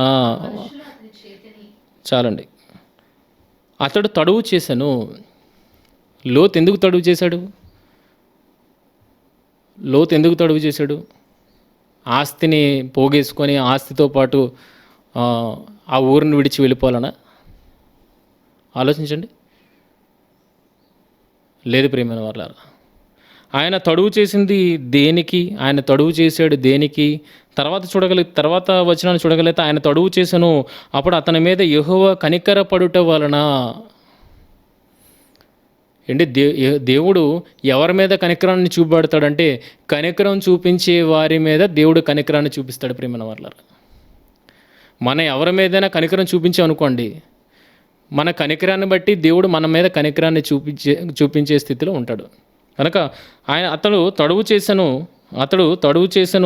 అప్పుడు అతని మీద యెహోవా కనికరపడుట వలన ఆ మనుషులు అతని చేతిని, అతని భార్య చేతిని, అతని ఇద్దరు కుమారుల చేతులను పట్టుకొని వెలుపలికి తీసుకుని వచ్చి ఆ ఊరి బయట నుంచిరి. ఇంతకీ ఎందుకు తడువు చేశాడు? తన కుమార్తెకు అల్లుళ్ళుగా ఉన్న వారిని రక్షించాలని ఆయన ఆతృత పడుతున్నాడు ప్రియమైన వాళ్ళారా. మొత్తం సిటీనే ఆయన కాపాడాలని ఆశపడ్డాడేమో మనకు తెలియదు, కానీ అక్కడ అతని అల్లుళ్ళను ఈ నాశనమైపోతున్న ఈ దేశంలో నుండి బయటకి తీసుకురావాలని ఆయన ఆతృత పడుతున్నట్టుగా మనకు కనబడుతుంది. అందు విషయమే ఈయన తడువు చేస్తున్నాడు. ఇదిగో వాళ్ళు రావాలని ఎంతగానో వాళ్ళకి నచ్చజెప్పాడు ప్రియమైన వాళ్ళ లోతు. అలా నచ్చజెబుతూ ఉండిపోతున్న ఆ సందర్భాలలో ఇది రాయబడినది. ఆయన తడువు చేసెను, అప్పుడు అతని మీద యెహోవా కనికరపడుట వలన. ఏమంటే అల్లుళ్ళ మీద కనికరాన్ని చూపించట్లేదా లోతు? వాళ్ళు కాపాడబడాలనే కదండి. వాళ్ళు అవమానిస్తున్నప్పటికీ కూడా వాళ్ళని ప్రాధేయపడుతున్నాడు. లోకం నశిస్తుంది, ఈ ప్రాంతం నశించిపోబోతుంది, కనుక మీరు ఖచ్చితంగా బయటికి రావాలన్నప్పుడు ఎగతాళి చేస్తున్నట్లుగా అక్కడ రాయబడింది. అల్లుళ్ళు తన మామని ఎగతాళి చేస్తున్నట్లుగా మనకి రాయబడుతుంది. కానీ ఆ ఎగతాళను అంతటినీ పక్కన పెట్టి ఇంకా వాళ్ళని కాపాడాలన్న ఉద్దేశంతోనే లోతు అక్కడ వాళ్ళకి ఇంకా చెబుతున్నట్లుగా మనకు కనబడుతుంది. అందుకనే ఇక్కడ ఏం రాయబడింది? అతడు తడువు చేసెను, అప్పుడు అతని మీద యెహోవా కనికరపడుట వలన అని అన్నాడు. అంటే ఎదుటివారి మీద కనికరం చూపే స్థితిలో ఎవరున్నారు? లోతున్నాడు ప్రియమైన వాళ్ళారా. లోతున్నాడు వలన ఆ మనుషులు అతని చేతిని, అతని భార్య చేతిని, అతని ఇద్దరు కుమార్తెల చేతులను పట్టుకొని వెలుపలికి తీసుకొని వచ్చి ఆ ఊరి బయట నుంచిరి. ఆ దూతలు వారిని వెలుపలికి తీసుకుని వచ్చిన తర్వాత ఆయన, నీ ప్రాణమును దక్కించుకున్నట్లు పారిపొమ్ము, నీ వెనుక చూడకము, ఈ మైదానములు ఎక్కడనూ నిలువక నీవు నశించిపోకుండా ఆ పర్వతమునకు పారిపోమని చెప్పగా లోతు, ప్రభువా అలాగూ కాదు, ఇదిగో నీ కటాక్షము నీ దాసుని మీద వచ్చినది, నా ప్రాణము రక్షించుట వలన నీవు నా ఎడల కనుపరిచిన నీ కృపను ఘనపరిచితిని. ఏంటి ఆ రోజుల్లే కృప కోసం మాట్లాడుతున్నాడండి ప్రియమైన వాళ్ళారా. అంటే కృపను గూర్చి ఎంతగా లోతుకు అర్థమైందంటే దాని అర్థం ఏంటంటే ప్రారంభ స్థితి నుండి ఈ స్థితి వరకు, అంటే తన బాల్య దశ నుండి ఈ దశ వరకు దేవుడు తనను ఎలా నడిపించాడు అన్నది ఆయన గుర్తుంచుకున్నాడు. కనుకనే ఏమని మాట్లాడుతున్నాడు? ఇదిగో బాల్య దశలో నేను ఏమీ లేనివాడిగా ఉన్నాను, కానీ ఈరోజు దేవుణ్ణి బట్టే నేను ఇంత స్థితి, నన్ను కటాక్షించే స్థితి నేను కలిగి ఉన్నానని చెబుతూ ఇది మాట్లాడుతున్న మాట. నా ప్రాణము రక్షించుట వలన నీవు నా ఎడల కనుపరిచిన నీ కృపను ఘనపరిచితిని అన్న మాట మాట్లాడుతున్నాడండి. అంటే నిజంగా దేవుని పనులను గుర్తించేవాడుగా లేడండి లోతు. ప్రతి విషయములోనూ దేవుని సహాయాన్ని, దేవుని కృపను గుర్తించేవాడుగానే లోతు ఉన్నట్లుగా మనకు కనబడుతుంది ప్రియమైన వాళ్ళారా. దేవుణ్ణి మరిచినవాడుగా లేడు, దేవుని కృప అని దేవుణ్ణి గుర్తు చేసుకునేవాడుగానే ఆయన ఉన్నాడు. ఆలోచించండి. అందుకే భక్తిపరుడు అన్న మాటని కొత్త నిబంధనలో వాడాడు ప్రియమైన వాళ్ళారా. ఆస్తిని బట్టి కాదు, ఆస్తి మీద ఆధారపడి బ్రతుకుతున్నవాడుగా లోతు లేడు ప్రియమైన వాళ్ళారా. దేవుని మీద ఆధారపడి దేవుని కృపను బట్టి బ్రతుకుతున్నవాడుగా మనకి లోతు కనబడుతున్నాడు. అదే అబ్రహాము విషయంలో కూడా మనం చూడొచ్చు. శ్వాసాన్ని ఇచ్చిన దాన్ని బట్టి దేవుని నమ్మట్లేదు, దేవుడు తన ఎడల చూపించిన కృపను బట్టి ఆ దేవుని ఎడల భయభక్తులు కలిగి ఉన్నాడు. చూడండి, ఏమీ తేడా లేదు ప్రియమైన అబ్రహాం గారు కానీ లోతుకు కానీ ఏమీ తేడా లేదు. తన ఆస్తిని కాపాడుకోవడానికి ఆయన తడువు చేయట్లేదు. తన అల్లుళ్లను లేకపోతే ఆ ప్రాంతపు వారిని ఇంకో ఈ ప్రాంతంతో పాటు నశించిపోకూడదు, మీరు బయటికి రండి అన్నట్లుగా ఆ లోతు అక్కడ తడువు చేస్తున్నట్లుగా మనకు కనబడుతుంది. కనుక ఈ మాటను బట్టి చూడగలిగితే ఆయన ఆస్తి మీద ఆధారపడి బ్రతకట్లేదు, ఆయన దేవుని కృప మీద ఆధారపడి బ్రతుకుతున్నాడు అని తన మాటలను బట్టి మనం రుజువు చేయొచ్చు ప్రియమైన వాళ్ళారా. ఏంది, నా ప్రాణము రక్షించడం వలన నీవు నా ఎడల కనుపరిచిన నీ కృపను ఘనపరిచి తిని నేను ఆ పర్వతమునకు తప్పించుకొని పోలేను, ఈ కీడు నాకు సంభవించి చచ్చిపోవుదునేమో, ఇదిగో పారిపోవుటకు ఈ ఊరు సమీపంలో ఉన్నది, అది చిన్నది, నేను అక్కడికి తప్పించుకొని పోనిమ్ము అని, అది చిన్నది కదా నేను బ్రతుకుదనని చెప్పినప్పుడు ఆయన, ఇదిగో నీవు చెప్పిన ఈ ఊరు నాశనము చేయను, ఈ విషయములో నీ మనవి అంగీకరించి తిని, నీవు త్వరపడి అక్కడికి తప్పించుకొని పొమ్ము, నీవు అక్కడ చేరు వరకు నేనేమీ చేయలేనను, అందుచేత ఆ ఊరికి సోయరు అను పేరు పెట్టబడాను. ఏంటి, సోయరుకు తప్పించుకొని వెళ్ళాలి, ఆ పర్వతానికైతే నేను తప్పించుకొని వెళ్ళిపోలేను, కానీ ఈ పక్కనే ఉన్న ఈ చిన్న ఊరికి నేను తప్పించుకొని వెళ్ళగలను, కనుక అవకాశం నాకు ఇవ్వు అని లోతు మాట్లాడుతున్నాడు. అంటే దేవదూతలు నిజంగా ఈ ప్రాంతాన్ని నశింపజేస్తాను అని చెప్పిన మాట నిజమని లోతు నమ్మాడా లేదా? ఆలోచించండి. ఈ సొదొమ గొమొర్రా ప్రాంతాలను నాశనం అయిపోతున్నాయి అనే దేవదూతలు చెప్పిన మాట సొదొమ పట్టణస్తులు నమ్మలేదు, కానీ లోతు నమ్మాడు. నమ్మబట్టే ఇదిగో నేను ఈ ఊరుతో పాటు నశించిపోకుండానట్లు ఆ పర్వతం యొద్దకు నేను పోలేను, కానీ ఇగో సోయరు వరకు వెళ్ళేంత వరకు నన్ను కాపాడు అని లోతు మాట్లాడుతున్నాడంటే దేవదూతల మాట మీద ఎంత నమ్మకాన్ని కలిగి ఉన్నాడో ఆలోచిస్తున్నారా? అంటే దేవుని మాటకు ఎంతగా లోబడి ఉన్నాడో ఒకసారి ఆలోచించండి. ఇక్కడ నమ్మకపోతే అడిగేవాడా? ఇదిగో పర్వతం చాలా దూరంగా ఉంది, ఇంకో సోయరు దగ్గరగా ఉంది, సోయరు వరకు వెళ్ళేంత వరకు నువ్వు నన్ను కాపాడు అని అడిగేవాడా? కాపాడమని అడుగుతున్నాడు. ఇంకా ఆ పర్వతానికి నేను పారిపోలేను, ఎక్కడికైతే నేను పారిపోగలనని అడుగుతున్నాడు అని అంటే ఖచ్చితంగా దేవదూతలు చెప్పిన మాట లోతు నమ్మాడు. ప్రియమైన వాళ్ళారు, లోతు నమ్మాడు. కానీ సొదొమ ప్రజలు నమ్మగలిగారా? ఆయన అల్లుళ్ళు నమ్మగలిగారా? నమ్మలేదు. నిజంగా అప్పటికి సొదొమ అలాంటి నాశనం ఏమైనా లోకంలో జరిగిందా? అప్పటికి లోతు గారు ఉన్నప్పటికీ అలాంటి నాశనం ఏమైనా జరిగిందా? నోవహు కాలం ఉన్నప్పటికీ అలాంటి జలప్రలయం సంభవించలేదు. అయితే నోవహు ఎలాగైతే నమ్మి నీతిపరుడుగా భక్తిపరుడుగా ఉన్నాడో, ఇలాంటిది లోతుకు ముందు ఆ ప్రపంచంలో జరగనప్పుడు లోతు ఆ మాటను కూడా నమ్మాడు. ప్రియమైన వర్లారా, నమ్మాడు, నీతిమంతుడిగా భక్తిపరుడుగా నించున్నాడు. లోతుకి ఆస్తి మీద లేదు ప్రియమైన వర్లారా, లోతుకి సొదొమ మీద లేదు. లోతు ఆధారపడి బ్రతుకుతున్నది కేవలం దేవుని కృప మీదనే. చూడగలిగితే ఆదికాండము 19వ అధ్యాయము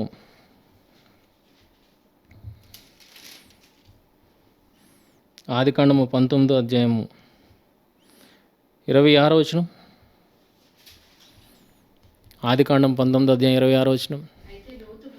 అయితే లోతు భార్య అతని వెనుక నుండి తిరిగి చూచి ఉప్పు స్తంభమాయెను. ఏంటి, లోతు భార్య అతని వెనుక నుండి తిరిగి చూచి ఉప్పు స్తంభము ఆయను. అంటే ఇక్కడ మనం ఆలోచించాల్సింది ఒక విషయం ఉంది ప్రియమైన వాళ్ళారా. లోతు భార్య అతని వెనుక నుండి తిరిగి చూచి ఉప్పు స్తంభం ఆయను. ఎందుకు చూసిందండి? లోతు కానీ అతని కుమార్తెలు కానీ వెనుదిరిగి చూడలేదు, కానీ లోతు భార్య ఎందుకు చూసింది?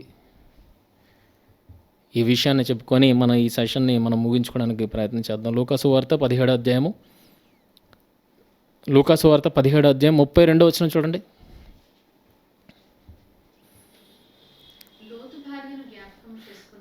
లోతు భార్యను జ్ఞాపకము చేసుకొనుడి అన్న విషయాన్ని యేసుక్రీస్తు వారు అక్కడ ప్రస్తావించారు ప్రియమైన వాళ్ళ.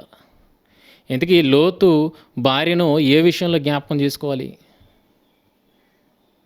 లోతు భార్యని ఏ విషయంలో జ్ఞాపకం చేసుకోవాలి అని చూడగలిగితే లోతు ఎలాగున్నాడు, లోతు భార్య ఎలాగున్నది, వీరిద్దరి కంపారిజన్ బట్టి, వీరిద్దరి మధ్య ఉన్న వ్యత్యాసాన్ని బట్టి లోతు ఎలాగున్నాడో, లోతు భార్య ఎలాగున్నదో మనకి అర్థమైపోద్ది ప్రియమైన వాళ్ళరా. ఎందుకు ఈ సందర్భంలో లోతు భార్యను జ్ఞాపకం చేసుకొనడి అన్న మాట మాట్లాడుతున్నాడు? ఇంతకీ లోతు భార్య ఎందుకు వెనక్కి చూసింది? లోతు భార్య ఎందుకు వెనక్కి చూసింది, దేనికోసం చూసింది అన్న సందర్భం మనకి ఇక్కడే కనబడుతుంది. లూకాసు వార్త 17వ అధ్యాయము 32లో లోతు భార్యను జ్ఞాపకం చేసుకోనమని చెప్పాడు. 31లో ఏం జరుగుతుంది చూడండి. యెరూషలేము మీదకి రాబోతున్న ఉగ్రతను గూర్చి యేసుక్రీస్తు వారు ముందుగా తన శిష్యులతో మాట్లాడుతున్న మాట. ఆ యెరూషలేము మీదకి ఉగ్రత వస్తున్నప్పుడు, ఇంకో మీరు ఇలాంటివి చేయకూడదు, ఇలాంటి పనులు మీరు చేయకూడదు, ఇలాంటి పనులు చేస్తే మీరు ఆ ఊరి దోష శిక్షలు మీరు పడిపోతారు గనక ఇలాంటి పనులు చేయకుండా ఉంటే మీరు అందులోండి తప్పించుకోగలుగుతారు అని యేసుక్రీస్తు వారు ముందుగానే యెరూషలేము ప్రాంత ప్రజలను హెచ్చరిస్తున్నట్టుగా మనకు కనబడుతుంది. చూడండి 31లో ఏముందో. ఆ ఉపద్రవం అనేది, ఆ ఉగ్రత అనేది యెరూషలేము మీదకి వచ్చినప్పుడు యెరూషలేములో ఉన్నవారు ఇలాగా ప్రవర్తించాలి. మిద్దె మీద ఉండేవాడు ఎంట ఉండు తన సామాగ్రిని తీసుకొని పోకుటకు దిగకూడదు. మిద్దె మీద ఉన్నవాడు ఎంట ఉన్న తన సామాగ్రిని తీసుకొని పోవుటకు దిగకూడదు. అంటే దిగుతున్నాడు అంటే దేన్ని బట్టి దిగుతున్నాడు? ఆడు మిద్దె మీద ఉన్నాడు. ఈ ఉగ్రత అనేది చోటు చేసుకున్నప్పుడు ఆయన ఎక్కడున్నాడు? మిద్దె మీద ఉన్నాడు. మిద్దె మీద ఉన్నవాడు ఈ ఉపద్రవాన్ని చూసినప్పటికీ కూడా కిందకి దిగుతున్నాడు అంటే దేనికోసం దిగుతున్నాడు అని అర్థం చేసుకోవాలి. ఇక్కడ సామాగ్రి కోసం దిగుతున్నాడు అన్న విషయం మనకు అర్థమవుతుంది. అంటే ఇంటిలో ఏదో సామాగ్రి ఉండిపోయింది, లేకపోతే బంగారాలు, వైడూర్యాలు, నగలు ఏవో ఉండిపోయి వాటిని అన్నింటినీ తీసుకోవడానికి దిగాడు అనుకోవచ్చు. రెండోది, అలాగే పొలంలో ఉండేవాడు తిరిగి రాకూడదు. అసలు పొలంలో ఉన్నవాడు ఇంటికి తిరిగి రావాలన్న ఆలోచన ఎందుకు వచ్చింది వాడికి? ఎక్కడ రాయబడలేదు. ఈ లూకాసు వార్తలో రాయబడలేదు. మత్తయి సువార్త చూడగలిగితే 17-18 వచనాలు చూడండి.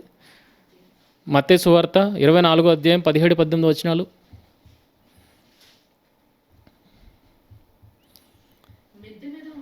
మిద్దె మీద ఉండేవాడు తన ఇంటిలో నుండి ఏదైనాను అని అన్నాడు. ఏదైనాను అంటే సామాగ్రి అనే లూకాసు వార్తలో ఉంది. ఇక్కడ ఏదైనాను తీసుకొని పోవుటకు కిందకి దిగకూడదు. పొలములో ఉండేవాడు తన బట్టను అంటే తన సామాగ్రి, లూకాసు వార్తలో అది రాయబడలేదు. లూకాసు వార్తలో ఏం రాయబడలేదు?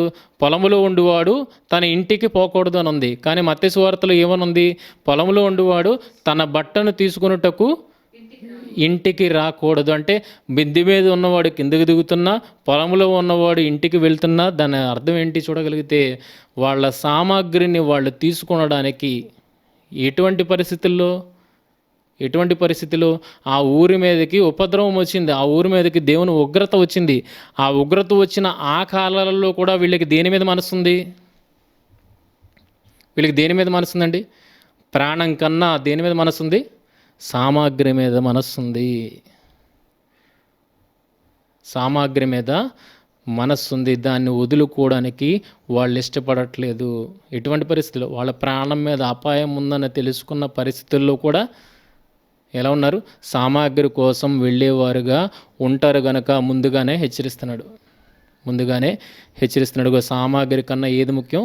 ప్రాణం ముఖ్యం. మీ ప్రాణం కాపాడుకోవాలంటే మీరు కిందకి రాకూడదు, ఊరిలోకి వెళ్ళకూడదు. అందుకనే అదే సందర్భంలో ఎవరిని గుర్తు చేస్తున్నారు? లూకాసు వార్త 17వ అధ్యాయం 32వ వచనంలో అటువంటి సందర్భాల్లో వాళ్ళకి ఎవరిని గుర్తు చేస్తున్నారు?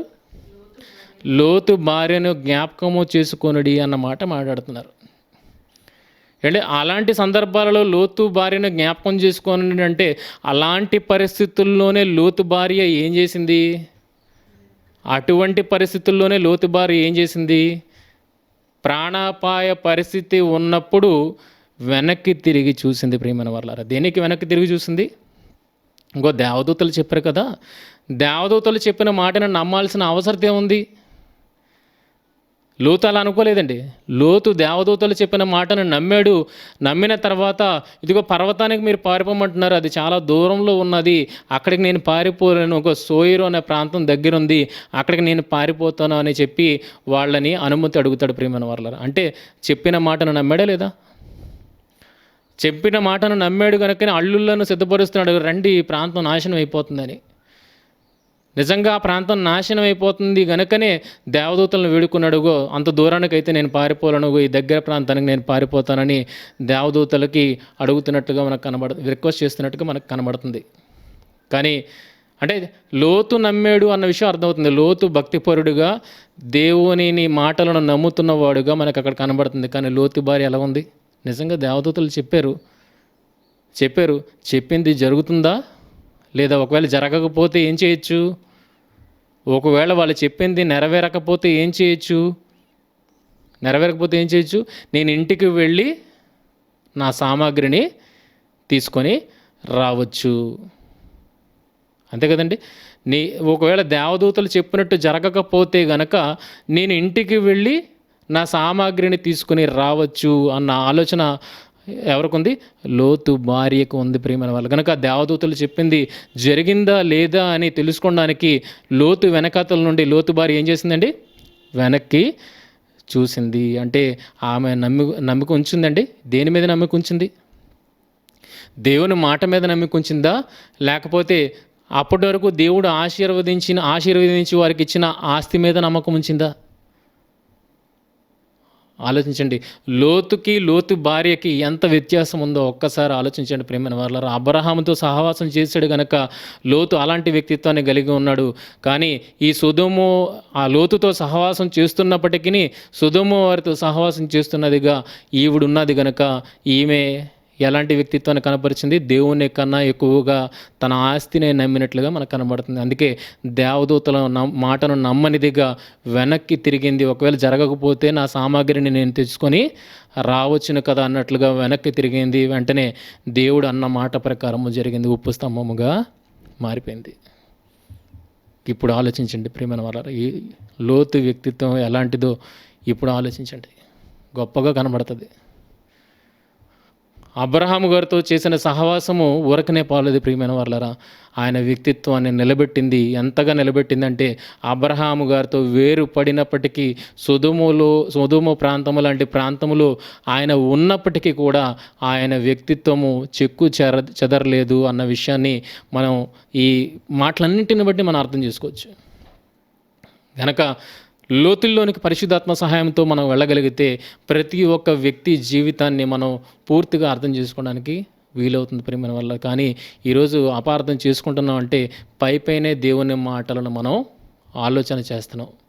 వెలుపలి వారి మాటలను బట్టి ఒక అభిప్రాయానికి వచ్చేసి బైబిల్లో రాయబడిన మాటలను పైపైనే మనకి చదువుతూ ఒక వ్యక్తి మీద ఒక అభిప్రాయానికి వచ్చేసాము కనుకనే ఆ వ్యక్తి చేస్తున్న ప్రతిదీ వ్యవహార శైలి కానీ ఆ వ్యక్తితో సంబంధించిన ప్రతి విషయము కూడా మనం అపార్థం చేసుకోవడానికే ప్రయత్నం చేస్తున్నాం ప్రియమైన వాళ్ళారా. ఈ 3 వారాలుగా లోతు వ్యక్తిత్వం గురించి మీరు మాట్లాడుతున్నారు. ఈ లోతు వ్యక్తిత్వం సరిగా ఉన్నది కనుకనే ఆయన నీతిమంతుడు అన్న తీర్పును ఆయన దేవుని ద్వారా పొందగలిగాడు ప్రియమైన వాళ్ళారా. ఊరకనే నీతిమంతుడన్న తీర్పు దేవుని ద్వారా రాదు. ఊరకనే భక్తిపరుడు అన్న మాట దేవుని నోటి నుండి రాదు.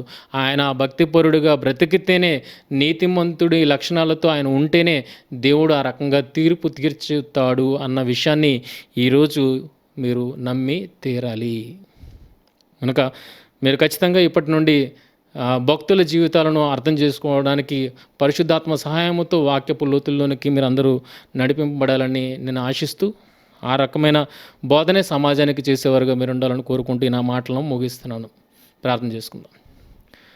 మిక్కిలిగా ప్రేమించి మా కన్న తండ్రి దేవా, మీ మహోన్నతమైన నామానికి వేలాది స్తుతులు స్తోత్రములు తెలియజేస్తున్నాం తండ్రి. దేవా, ఉన్నతమైన మీ మాటలు పొందుపరిచారు తండ్రి. దేవా, మమ్మలను ప్రభావితం చేయడానికి భక్తులైన వారిని ఎంతమందినో మా ముందు నిలువబెట్టి వారి జీవితాలను మాకు దేవా ఎగ్జాంపుల్స్గా నించోబెట్టారు తండ్రి. దేవా, మరి అవి మాకు రాయించి ఉంచారు అంటే వారి ద్వారా మేము నడిపింపబడాలని, వారి ద్వారా వారికిలాగా మేము నడిపింపబడాలన్న ఉద్దేశాన్ని కలిగిన వారుగా వారి జీవిత చరిత్రను దైవ గ్రంథంలో పొందుపరిచారు తండ్రి. దేవా, వాటన్నింటిని మేము చదువుకొని మేము కూడా ప్రభావితులమే మీ కొరకు అటువంటి వ్యక్తిత్వం కలిగిన వారముగా, బ్రతికే వారముగా మమ్మల్ని ఉంచడానికి మీరైతే ప్రయత్నం చేస్తున్నారు తండ్రి. అలాగే మేము ఉండటానికి సహాయం దయచేయమని మిమ్మల్ని కోరుకుంటూ మహిమ ఘనత ప్రభావాలు మీకు ఆరోపిస్తూ ఈ చిన్న ప్రార్థన యేసుక్రీస్తు వారి అతి శ్రేష్టమైన నామంలో అడిగి వేడుకుంటున్నాం మా తండ్రి. ఆమేన్.